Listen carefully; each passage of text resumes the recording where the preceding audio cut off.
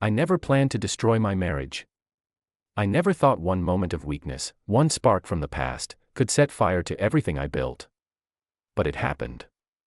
And now I have to live with what I did. It all started like any normal day. I had a supplier meeting scheduled for 4 p.m. at my main salon downtown, nothing out of the ordinary. We were trying to lock down a new deal with an upscale cosmetics line, something clean and high-end that would give us an edge over the competition. I run 4 cosmetology salons in the city, and we're doing well, better than I ever imagined when I started 8 years ago with a loan, a rented chair, and a stack of dreams. My name's Ethan. I'm 37. Life has been kind to me. I work out regularly, eat clean, and stay sharp. My wife, Mia, says I still look like the guy who changed her tire on that quiet highway 5 years ago. I guess she's right, I haven't changed much physically. But emotionally?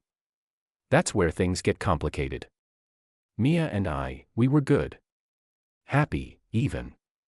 We had our routines, lazy Sunday brunches, wine on the balcony, movie nights. She's thoughtful, kind, smart. She believed in me when no one else did. She's been there through late nights at the office, through staff walkouts, through the time someone tried to sue me over a bogus allergic reaction. We were solid. Or at least, I thought we were. Until she walked in. The rep from the cosmetics company was scheduled to arrive at 4:15. I remember adjusting my tie in the mirror before the meeting, not because I wanted to impress anyone, but because I like looking sharp. First impressions matter in this business. When the receptionist buzzed me and said, "Your appointment is here," I stood, smoothed my jacket, and walked to the conference room with the confidence of someone who's done this 100 times. But when I opened the door, I froze. Sitting at the head of the table, going through some glossy product catalogs, was Lena. Lena. My ex. The woman I thought I'd marry once. The one I left behind when my dad had a stroke and I had to move back to help my family. We drifted apart. There were phone calls at first, promises, attempts to make it work. But eventually, silence. She stopped calling. I didn't push. Life moved on. Until now. She looked up and smiled, slow and surprised. "Ethan," she said, standing up. My voice got caught somewhere in my chest. "Lena." Wow. We both laughed, nervously, awkwardly, and shook hands like strangers playing pretend. Her hand was warm. Familiar. Too familiar. She looked incredible. Elegant, poised. Her eyes hadn't changed, still green like summer leaves after rain. And for a brief second, it was like no time had passed. The meeting itself was a blur. She explained the products, I nodded along. I asked all the right questions, but my mind was somewhere else. Watching her lips move. Noticing the way her hair fell against her neck. The way her laugh hadn't changed. After the meeting, she lingered. "It's been years," she said softly. "You look good." "So do you." There was a pause. A moment. The kind of silence that says more than words ever could. She tucked a strand of hair behind her ear. "Do you have time for a coffee? Just to catch up?" I should have said no. I knew I should have said no. But I said yes. We met at a cafe near the park. One of those cozy spots with low lighting and warm colors. I wore a dark blue suit and my best shoes, and I told myself it was just for business. Just for closure. But part of me knew I was lying. We sat at a corner table, sipping cappuccinos, talking about our lives. She'd gotten married, too, but things were complicated. She traveled a lot for work now. She missed home sometimes. She missed the simplicity. She touched my hand. Just a gentle touch, but it felt like my whole body reacted. Like something ancient and buried had stirred awake. "Do you ever think about us?" she asked. I didn't answer right away. I looked at her, really looked at her. And for a moment, I forgot everything, Mia, the business, the life I had now. All I saw was her. And everything we used to be. When we walked out into the night, it was colder than I expected. I offered her a ride home. She agreed. The city lights danced across the windshield as we drove, quiet at first. Then, my hand moved. Slowly. Like I wasn't in control anymore. I placed it gently on her thigh. She didn't push it away. Pull over, she whispered. There was a small lot ahead, dark and empty. I stopped the car. And then, it happened. I won't give you details. You can imagine them. Or maybe you shouldn't. But afterward, she sat quietly, fixing her hair in the mirror. She didn't look at me. I'll call a cab, she said finally, reaching for her phone. Lena, I started, but she shook her head. I need to go, she said. You should too. She stepped out of the car without another word. I sat there for a long minute, gripping the steering wheel like it could anchor me to the version of myself I had just abandoned. By the time I got home, it was past 11. The house was quiet. I walked in, trying to breathe normal, trying to act like I hadn't just set fire to everything. Mia was sitting on the couch, reading. She looked up, her eyes scanning me. Your hair's a mess, she said softly. Anne, is that lipstick on your cheek? I froze. The world tilted. She stood slowly. Ethan, what happened? And in that moment, all my lies collapsed. I did something stupid, I said, my voice breaking. I cheated on you. There are moments in life when silence is louder than any scream. The second those words left my mouth, I cheated on you, it was like the air got sucked out of the room. Mia didn't say anything. She didn't cry. She didn't yell. She just stared at me like I was someone she didn't recognize. And maybe I wasn't. She stood still, holding my gaze like she was trying to read the truth on my face. Her lips parted slightly, but no words came out. Just a deep, almost inaudible inhale, like she was bracing herself for impact. I began, but my voice cracked. I didn't mean for it to happen. Her arms dropped to her sides. Her whole body tensed. You didn't mean to cheat on me. I could see it in her eyes, shock giving way to anger. Then confusion. Then pain. I fumbled for something that wouldn't sound pathetic. It was someone from my past. We ran into each other. We had coffee, we started talking, and it just happened. Mia blinked slowly, as if processing every word like a blow. I can't believe I'm hearing this. She folded her arms. You ran into an old flame, had coffee, and then what? Just forgot I existed. No. Mia, please. I stepped toward her, instinctively reaching out. She stepped back. It wasn't like that. I wasn't thinking. It was one moment. Just one. That's all it takes, she whispered. One moment to destroy everything. We'd never had a fight like this. Sure, we had disagreements, about work hours, house chores, sometimes the stupidest little things. But this was different. This wasn't something you work through with a conversation and a hug. You don't even look sorry, she said, her voice trembling now. Do you even realize what you've done? I was sorry. I was ashamed. I just didn't know how to show it. My hands felt too heavy. My heart felt like it was sinking in cement. I know I hurt you, I said quietly. I know I don't deserve forgiveness. But it wasn't because I don't love you. I swear to God, Mia, I do. I love you more than anything. I made a mistake. She laughed bitterly. You don't make mistakes like that. You choose them. The room went quiet again. That night, Mia didn't sleep in our bed. She took a pillow and a blanket and went to the guest room. I stood outside the door for a long time, hand hovering over the doorknob, listening to her sobs muffled behind it. I couldn't knock. I didn't deserve to. Instead, I went to the kitchen, poured myself a glass of scotch, and stared out the window into the night. And that's when it hit me. The weight of it. I had everything, and I threw it away for a moment that already felt like a ghost. I couldn't stop replaying it in my head. Lena's touch. Her scent. The way she looked at me like she still knew me better than anyone. But she didn't. Not anymore. And now. Mia didn't either. The next morning.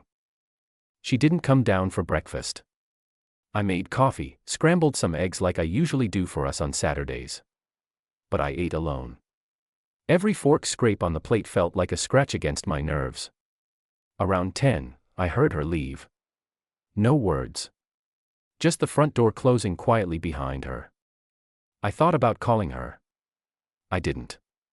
Instead, I sat in the living room like a statue, waiting for something, anything, to give me a sign that I hadn't ruined everything beyond repair. Around noon, my phone buzzed. Unknown number. The message read, "She's not who you think she is." My stomach dropped. A second message followed immediately after. "You should ask your wife about her trip to Chicago last month." My heart stopped. I stared at the screen, frozen. I didn't know what to think. It could have been spam. A cruel joke. Or something else. I read the messages over and over. Who would send me that? Why now? I typed back. Who is this? No reply. Just silence. I tried to shake it off. Maybe someone found out about what happened with Lena. Maybe she told someone. A friend. A jealous colleague. My mind spun in every direction, none of them leading to peace. But I couldn't ignore it. Chicago. Mia told me she went there for a weekend workshop, a cosmetology industry retreat. She even sent me photos, her with coworkers, some conference panels, rooftop bar views. I didn't question it. Why would I? We trusted each other. At least. I thought we did. But now. When she finally returned that evening, she looked tired. Her eyes were red. She didn't say where she'd been, just dropped her purse on the table and stood across the room from me like the space between us had become an ocean. "I need time," she said quietly. "I understand. I'm not leaving. Not yet. But I need time to think. I'll give you whatever you need, Mia. I swear." She nodded once. Her face was unreadable. And then I asked it, because I couldn't stop myself. "Did anything happen in Chicago?" Her eyes snapped to mine. Her mouth opened. Closed again. She looked like I'd just slapped her. "Why would you ask me that?" I hesitated. "I got a message." "What kind of message?" I showed her the texts. She stared at them for a long time, her hands trembling slightly. Then she looked up at me with something dark in her expression. "You don't get to interrogate me, Ethan. Not after what you did." "I know. I'm sorry. It's just. I told you the truth about that trip," she snapped. "Don't try to flip this around." And with that, she turned and walked upstairs, leaving me with nothing but silence again. But that look on her face, something about it didn't sit right. Not denial. Not guilt, exactly. Just something. That night, I couldn't sleep. I tossed and turned, listening for the creak of her door, hoping maybe she'd come in. Hoping maybe we could talk, really talk. But she didn't. Around 2 a.m., I got up, walked into the living room, and sat on the couch in the dark. And that's when I saw her phone charging on the table. It buzzed once. Then again. 2 messages, back to back, from a contact named G. The preview showed. "Can't stop thinking about you. Was it only one night for you?" My blood ran cold. I stared at the screen, my chest tightening. Was this real? Was this karma? Or had I just opened a door I couldn't close? I used to believe infidelity was a straight line, someone cheats, the other gets hurt. But what if both people are hiding something? What if betrayal lives on both sides of the bed? I didn't want to be that guy, the one who snoops through his wife's phone at 2 in the morning. But there I was, standing in the dark, the glow of Mia's screen burning in my hands like a confession. 2 messages from G. "Can't stop thinking about you. Was it only one night for you?" My first instinct was to tell myself it meant nothing. A miscommunication. A prank. A wrong number. But I couldn't lie to myself anymore. Not after what I did with Lena. I had already torn a hole in the fabric of our marriage. Maybe I was just seeing the tear on the other side now. I stood there, frozen. My heart beat so loud it drowned out every rational thought. I didn't open the messages. I couldn't. If I saw the full conversation, there'd be no going back. I already felt like I was standing at the edge of something dark, staring down. I put her phone back carefully, silently, like a thief ashamed of his own crime. The next morning, Mia acted like nothing was wrong. She made coffee, toasted some bread, even asked if I wanted eggs. I watched her like a stranger. Her voice was steady. Her hands didn't shake. She looked rested, calm. But there was something in her eyes, distance, coldness. Like she had closed a door inside herself and I no longer had the key. "You're quiet," she said, sipping her coffee. "So are you." She looked at me for a second, then turned away. "I told you, Ethan. I need time. If we're going to try and survive this, I need to clear my head." "I understand." She nodded slowly. "Then let me do that. Please." For the next 3 days, we barely spoke. We lived like polite roommates, each existing in our own quiet universe. She left for work early, came home late. I stopped asking questions. But my mind never stopped spinning. I couldn't get the messages out of my head. I kept wondering, was she like me? Did she slip just once? Or was there more? I wanted to forgive her, I really did. But I needed to know the truth. Because suddenly, this wasn't just about what I had done. It was about who we really were underneath all the comfort and smiles. The version of us no one else saw. That Friday, I decided to dig deeper. I went into my office, shut the door, and opened my laptop. I felt disgusting doing it, like I was betraying her all over again, but I needed clarity. I needed something to hold on to. I pulled up our shared phone bill account. It took less than 5 minutes to find the number. G312-9XX, XXXX. Dozens of texts. Several calls. All clustered around the dates she was in Chicago. One night in particular had 26 text messages back and forth. That was the same night she sent me a blurry rooftop photo and said she was tired and going to bed early. My chest ached. I stared at the number and debated calling it. But what would I say? What would I do if a man answered? I copied it instead. I didn't know what for, maybe to confront her. Maybe to destroy myself further. That afternoon, as I left the salon to head home, I saw her car parked outside the wine bar 2 blocks away. I slowed down. There she was, inside, at a table by the window. And across from her, a man. Tall. Well-dressed. Late 30s. Leaning forward like he knew her well. They weren't touching, but something about the way they sat, close, relaxed, familiar, made my stomach twist. I didn't go inside. I couldn't. Instead, I sat in my car, watching from across the street like some unhinged stalker, waiting for her to stand up and leave. They talked for about 30 minutes. Then he stood, gently touched her arm, and left. She stayed behind for another few minutes, then got in her car and drove home. That night, I confronted her.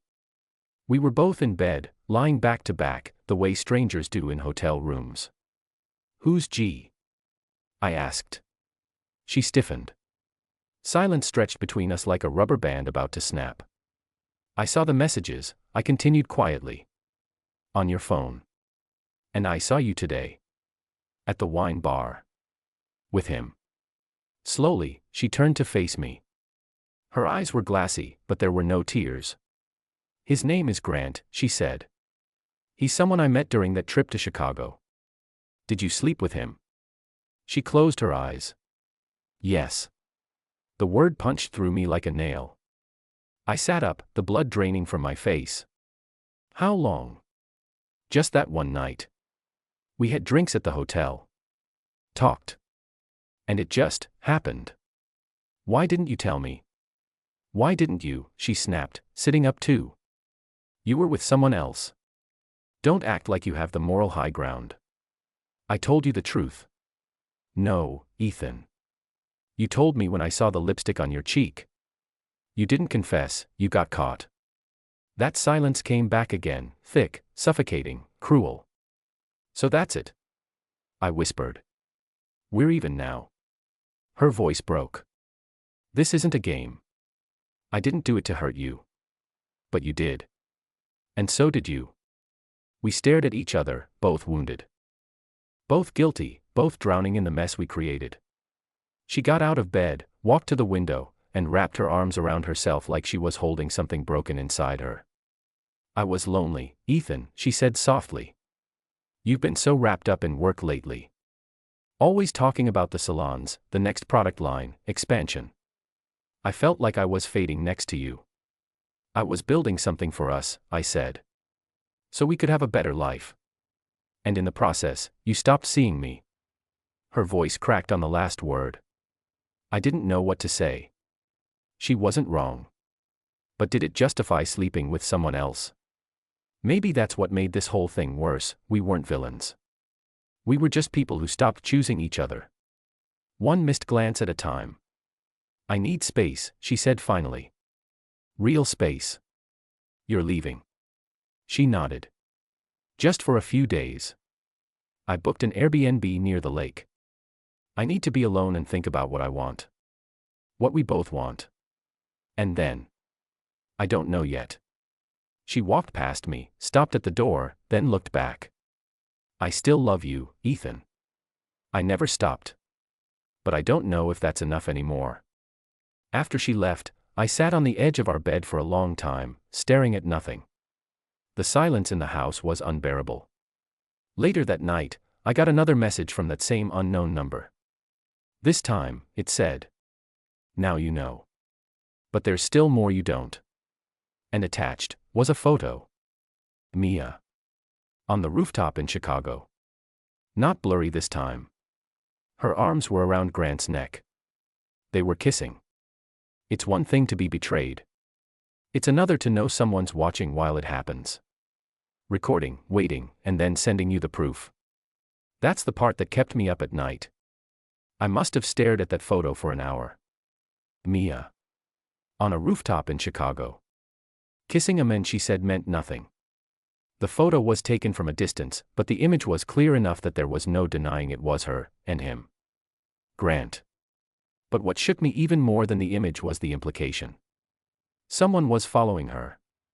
Watching her. And now, they were watching me. That anonymous number had sent 2 messages before. Now this. I tried calling it. Straight to voicemail. No name.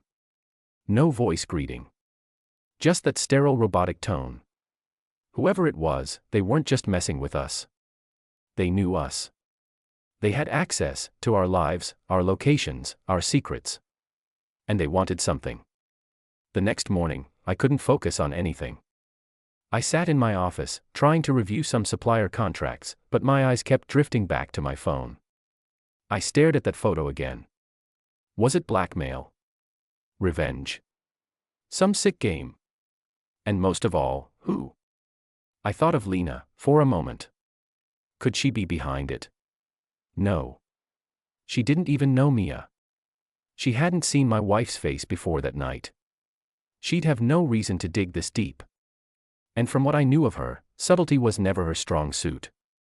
But then again, people change. Still, it didn't feel right. Lena wouldn't text me. She would show up. She would scream. This was controlled. Strategic. Someone patient. Someone with a purpose. And then another thought hit me. A terrible, sinking realization. What if it wasn't about me at all? What if Mia was the target? I left the office early and drove to the Airbnb where Mia said she'd be staying. It was a small cabin near the lake, modern and clean with floor-to-ceiling windows and a gravel driveway. Her car was parked out front. I knocked. No answer. I knocked again, louder. Finally, the door opened, and there she stood. Sweater draped over her shoulders, no makeup, eyes puffy like she hadn't slept in days. She looked surprised. Ethan. I need to talk to you. She stepped aside, and I entered. The air inside smelled faintly of vanilla candles and her shampoo. It hit me like a memory I hadn't asked for. I sat down, pulled out my phone, and handed it to her. She took one look at the screen, and froze.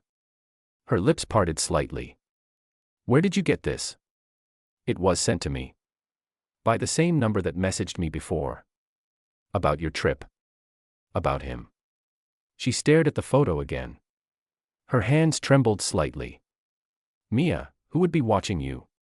She sat down slowly across from me, the weight of the question hanging heavy in the air. "I don't know," she said. "I swear, I don't. Someone took this. Someone who knew exactly where you were, and when." She looked at me, suddenly panicked. "You think I'm lying?" "I don't know what to think. But whoever this is, they're not just sending pictures. They know things. They're playing a game with us." She leaned back, exhaling. "God, this is insane. Do you trust Grant?" She blinked. "Grant? I barely know him." "But you slept with him." "I told you the truth, Ethan. It was one night. I haven't seen him since Chicago." I hesitated, then said, "I saw you two at the wine bar." She flinched, like I'd slapped her. "Jesus. Were you following me?" "No. I saw your car. And I saw him with you."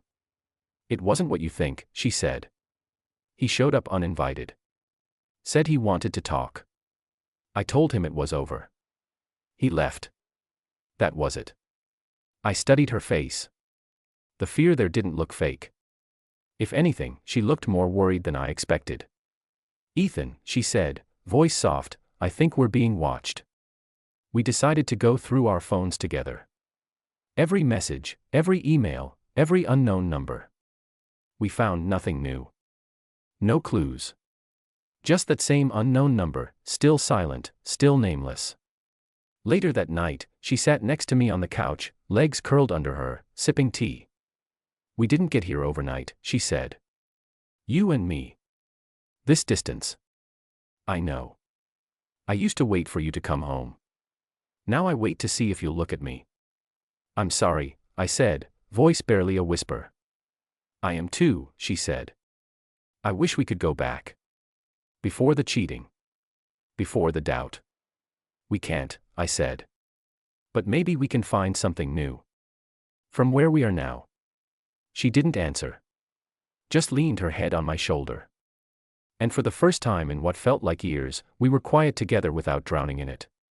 But peace doesn't last. The next day, I received a package at my office. No return address. Just my name written neatly on the front. Inside, a USB drive. Nothing else. I stared at it for a long time before plugging it into my laptop. One file. A video. I click play. Grainy footage. A hotel hallway. Time stamp, the same weekend Mia was in Chicago. I saw her. Mia. Wearing a dress I remembered. The one she posted in a selfie that weekend. She was standing outside a hotel room door. Nervous. Fidgeting. Then the door opened. A man. Grant. He pulled her inside. The video cut out. My hands went cold. Who had this footage? How did they get it? Who records hotel surveillance like this, and why send it to me now? Then the screen flickered. A message appeared at the end of the video. "Still think she told you everything? Wait for the next drop." My stomach turned. This wasn't over. Someone wanted to break us completely. And they weren't done yet. I drove back to the cabin immediately. When I walked in, Mia was on the phone. She looked up, alarmed at the look on my face. I held up the USB. "More footage," I said. "Hotel cameras. Someone is watching everything. This isn't just random. This is personal." She dropped her phone onto the table, mouth open. "You're serious?" "Dead serious." Her eyes brimmed with tears. "I didn't know. I swear, Ethan. I don't know who's doing this." I nodded slowly, trying to control the rage and fear boiling inside me. Someone wants to destroy us. They're sending pieces. Bit by bit. She sat down hard, like her legs gave out. Who would do this to us? I don't know, I said. But I'm going to find out. That night, I couldn't sleep. I lay in bed staring at the ceiling, my thoughts chasing each other in endless loops. And then my phone buzzed again. Unknown number. One new message. Next time, ask her about the baby. My breath caught. My heart stopped. What baby? I turned to Mia, sleeping soundly beside me. And I realized, I didn't know her at all anymore. Some words change everything. Not because of how they're said, but because of how long they were hidden. And when I asked her about the baby, she didn't lie. She hesitated. And that was enough. The message haunted me. Next time, ask her about the baby. I sat in the dark for what felt like an hour. Staring at the glowing screen, the words sinking deeper into my chest until they hurt. I turned toward Mia, lying peacefully beside me, her breathing slow, lips slightly parted. She looked so calm. So trusting. And for a moment, I hated her for that. For sleeping through the storm that she might have started. I got up and paced the small cabin, running my hand through my hair, heart racing. I thought maybe I was losing it. That this anonymous messenger was playing mind games, trying to break me, twist me into someone I didn't recognize anymore. But I had to know. Even if it crushed me. The next morning, I waited until she woke up. She stepped into the kitchen, wrapped in a robe, yawning and looking half-human. Morning, she said. Can we talk? I asked. She paused mid-step. The color drained from her face, just slightly. About what? I held up my phone, already open to the last message. She walked over slowly. Read it once. Twice. Her eyes locked on the word baby. Then she backed away, as if the phone were burning her. Ethan. You know what this means, right? I asked. She looked at me, expression unreadable. Where did this come from? Same number. The same one that's been sending me the photos, the video. Now this. She pulled her robe tighter around herself. You're shaking, I said quietly. She turned her face away. Because I don't know how to do this. I stepped forward. Then say it. Say whatever it is. Because if there's something you haven't told me, if this is true, I need to hear it from you. Not from some ghost hiding behind a blocked number. She sat down at the table. Her hands clutched the edge of it like she was holding on for balance. Then, finally, she whispered, I was pregnant. It felt like the ground moved under me. I pulled out the chair across from her but didn't sit. I couldn't. When? I asked, my voice dry and cracked. About 2 months after Chicago. I stared at her. So, it was his. She nodded slowly. I took a test. Twice. I didn't tell anyone. Not even him. I was terrified. Terrified of what? Of everything. Of what it meant. Of what it would do to us. And she looked up at me with eyes full of guilt. I wasn't even sure if I wanted to keep it. I lowered myself into the chair, every muscle tense. And did you? Her jaw tightened. No.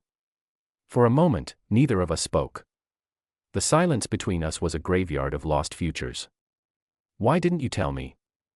I asked, finally. Because I didn't want you to look at me like you're looking at me now, she said. Like I'm a stranger. Like I'm some monster. You're not a monster, I said. But you're also not the woman I thought I married. Tears welled in her eyes.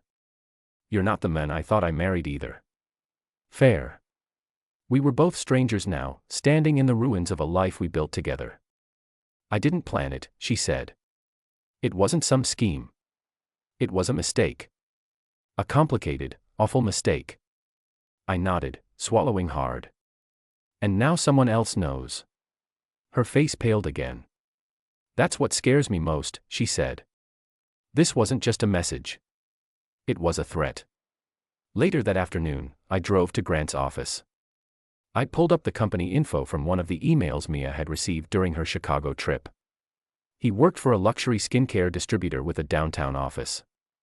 The receptionist tried to stop me, but I walked straight in. Grant looked surprised to see me. He stood up slowly.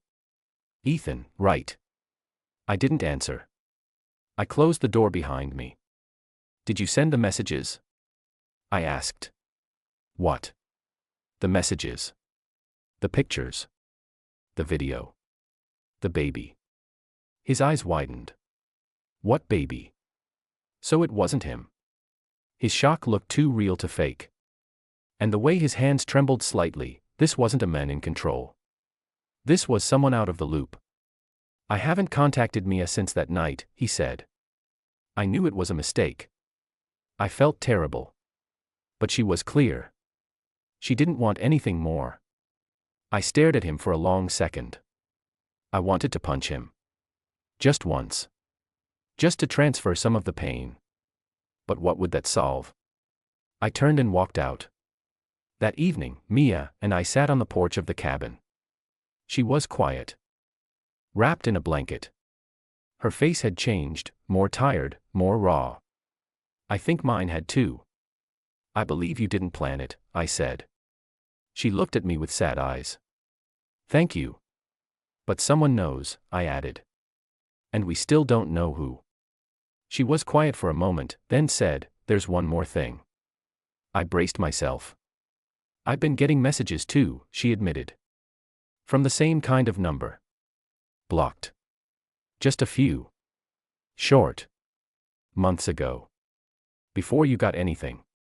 "Why didn't you tell me?" "Because I thought it was spam. And then, I thought maybe I deserved it." "What did they say?" She looked at me carefully. "The first one just said, 'You're not as careful as you think.'" I sat back in my chair, goosebumps rising along my arms. "They've been watching for a while," I whispered. Mia nodded slowly. "Longer than we thought." That night, I sat down and went through every message, every clue again. I wrote it all out, dates, timestamps, phone numbers, who said what, when. I thought like a detective. I needed something that made sense. And then I remembered something. Something small. Something stupid. The receptionist at my downtown salon. Tara.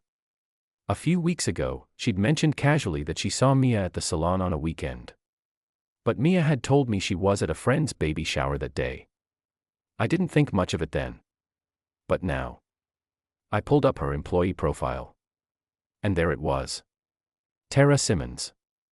Formerly worked at a private security firm. Specialized in digital surveillance. A chill ran through me. Why would someone like her be working the front desk at a salon? And more importantly, why would she lie low unless she had something to hide? I walked into the salon the next morning before it opened. Tara was already at the desk, organizing receipts. "Hey, Mr. Cole," she said with a bright smile. I didn't smile back. "We need to talk," I said. "Now." Her smile faltered. "Is something wrong?" I leaned in, lowered my voice. "If you're the one sending the messages, now's the time to stop pretending." She stiffened. And in her eyes, I saw it. That flicker. That tiny, involuntary flash of truth. She didn't deny it. She just looked away. "You don't understand," she whispered. "Then make me," I said. She glanced around, then leaned forward. "I didn't do this to hurt you. I did it to show you. To open your eyes." "To what?" She swallowed. "To what she's capable of." "Who?" But I already knew. "Mia," she said.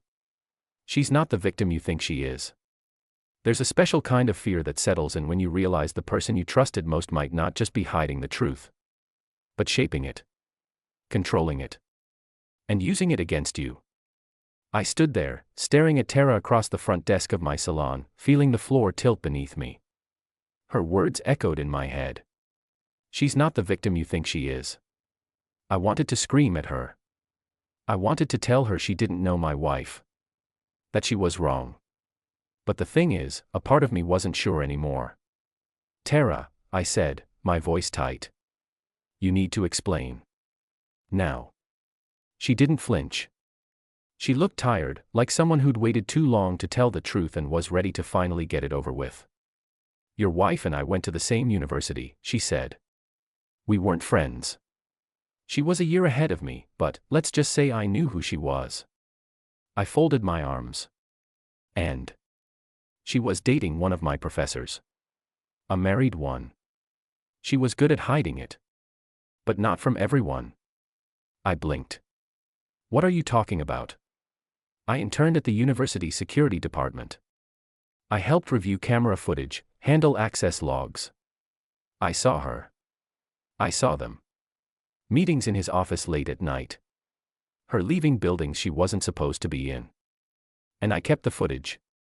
All of it. I stared at her. That was what, 10, 15 years ago. 13, she said quietly. But the thing is, when I saw her again, here, married to you, I recognized her immediately. She had changed her name. Dropped her middle name. I almost didn't catch it. But I did. I was shaking now. And you decided to what? Punish her?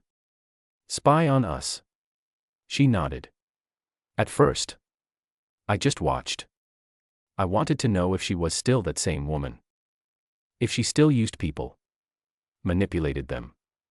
Slept her way to safety. And then I saw it. The trip to Chicago. The affair. The baby. She never told you. You kept pretending like you had the perfect marriage, but I saw it falling apart. So you sent the messages, I said. She didn't deny it. I wanted you to see her. Not the version she lets the world see. The real one. But what gives you the right? She sighed. Nothing. Maybe I'm twisted, maybe I crossed a line. But I'm not lying. You need to look closer, Ethan. There's more going on than you think. I left the salon in a daze. The warm afternoon sun felt cold. Fake.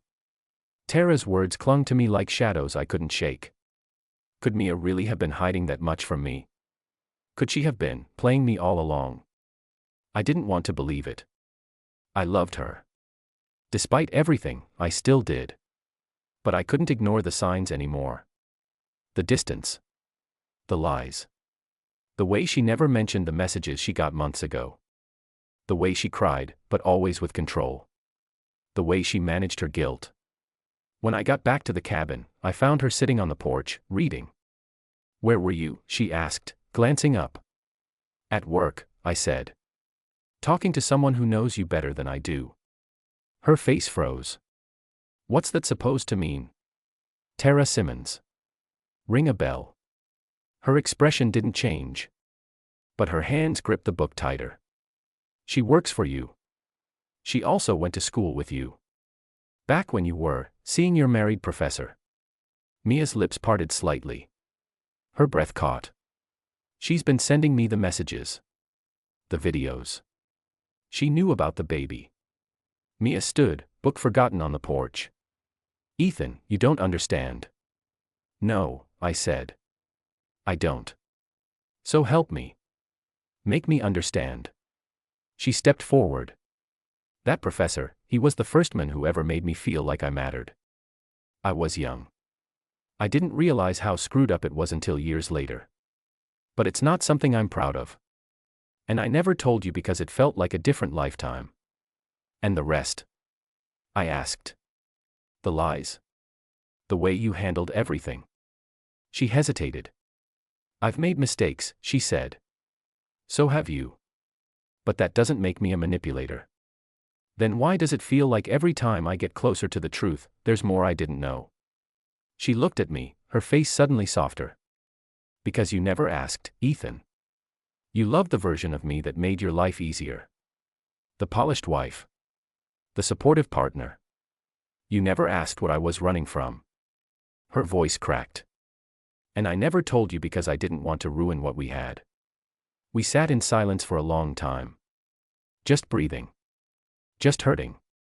Then I said, why didn't you tell me about the messages you got before I did? She looked down. Because I thought they were meant for me. Punishment. Karma. I didn't want you involved. I didn't want you to see what they were showing me. Who I used to be. I shook my head. But they weren't just about you. They were watching both of us. You should have told me. I know, she whispered. And I'm sorry. That night, we sat side by side on the couch, watching the lake shimmer in the moonlight. Mia took my hand, slowly, like she wasn't sure if I'd pull away. I want to fix this, she said. Us. I closed my eyes. I don't know if we can, I admitted. Too much has happened. And I can't unsee what I've seen. But do you still love me? The question hung in the air like a thread between us. And finally, I nodded. Yes. I do. Just after midnight, my phone buzzed again. Unknown number. This time, it wasn't a message. It was a photo. But not of Mia. Not of me. It was a picture of Lena. Sitting at a cafe. Holding hands with someone I didn't recognize. The caption said, "You were never her only secret, either." I stared at the image, heart pounding. I hadn't seen Lena since that night in the car. I thought she'd walked out of my life again, the way she had years ago. But someone was watching her too. And this wasn't about revenge anymore.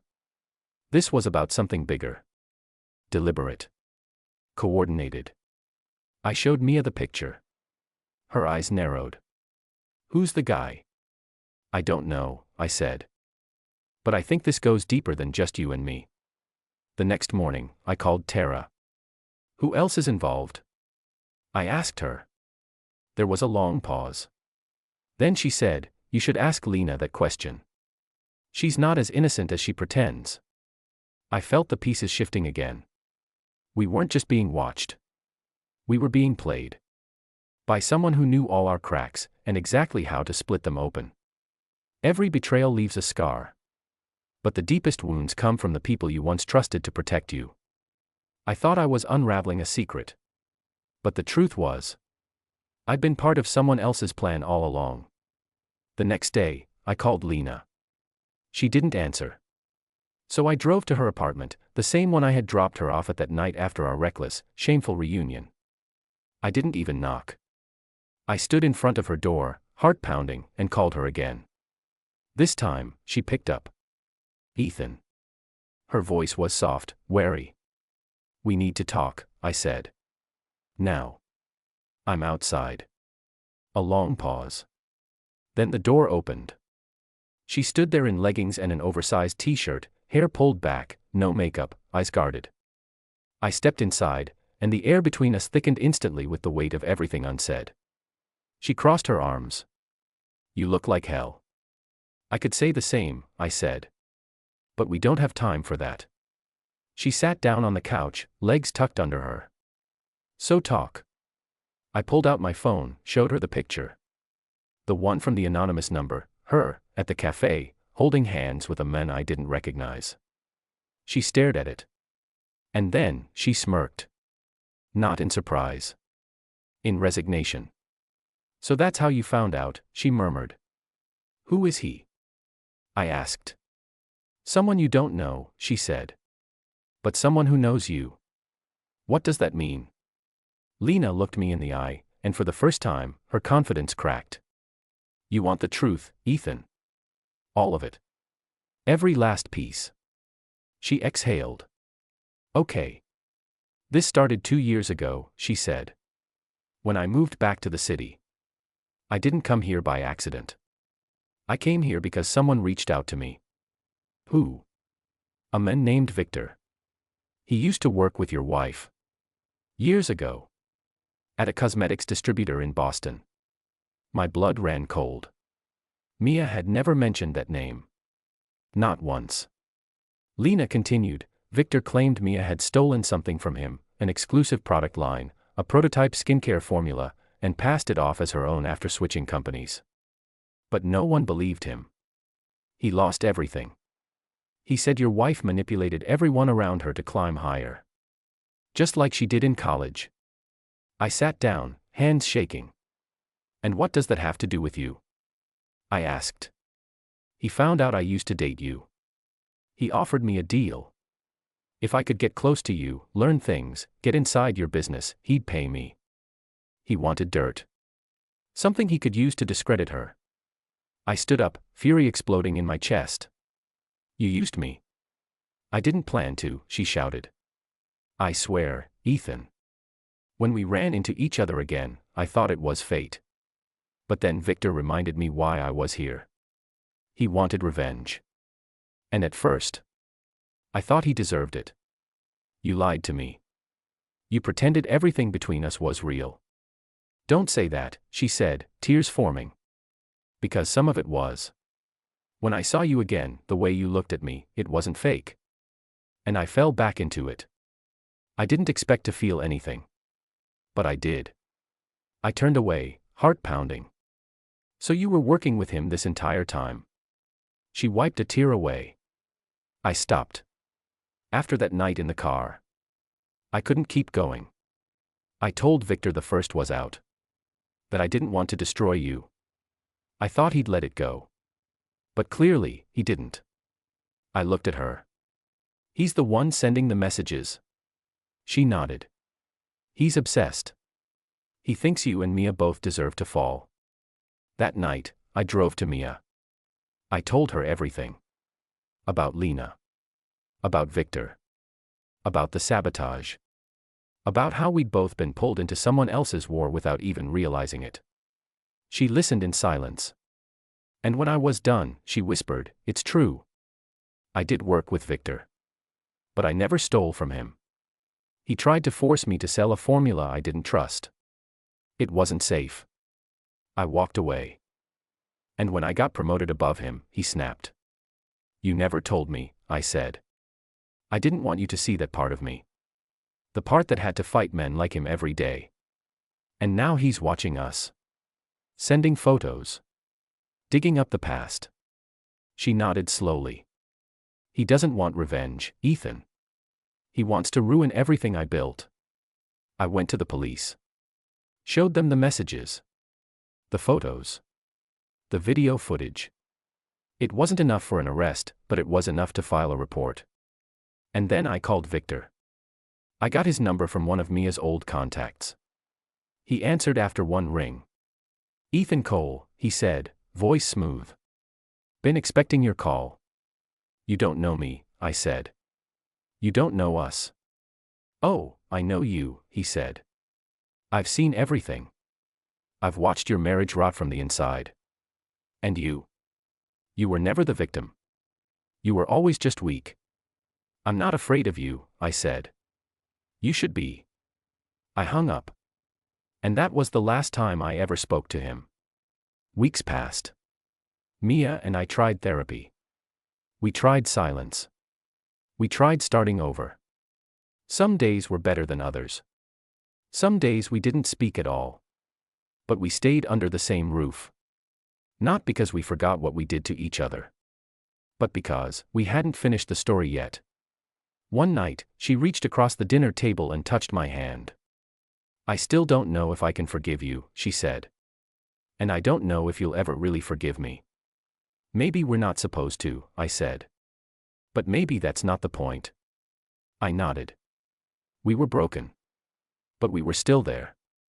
A month later, Lena moved away. She sent one last message. "I never meant to destroy you. Only to survive you." I didn't reply. The final message I got from that blocked number came on a rainy Thursday. It read, "You learned the truth. But truth doesn't fix things. People do." There were no more photos. No more threats. Just silence. The kind that lets you finally breathe. It's been 6 months. Mia and I are still together. Still rebuilding. Still facing the consequences of our choices. Some days, we laugh again. Some nights, we cry. And sometimes, when we lie in bed, back to back, I remember what it felt like to lose her. I remember the lipstick on my cheek. The message about the baby. The cold silence of confession. And I remember what she said to me, just last week. "Love doesn't always mean staying. But sometimes, it means fighting." We're still fighting. And for now, that's enough.